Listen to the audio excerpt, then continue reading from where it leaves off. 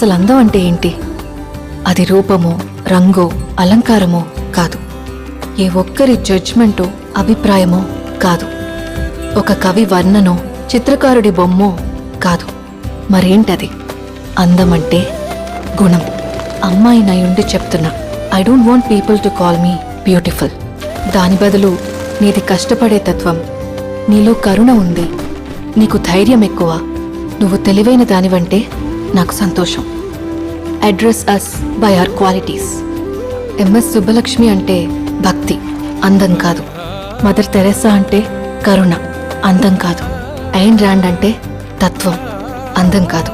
సరస్వతి అంటే విద్య, దుర్గా అంటే ధైర్యం, గౌరీ అంటే తపస్సు, లక్ష్మి అంటే శుభం. ఇలా ఏ దేవతనైనా ఆమె క్వాలిటీస్ కోసమే పూజిస్తారు, ఆమె అందం కోసం కాదు. నీ గుణాలే నీ సంతకమవుతాయి, నీ అందం కాదు.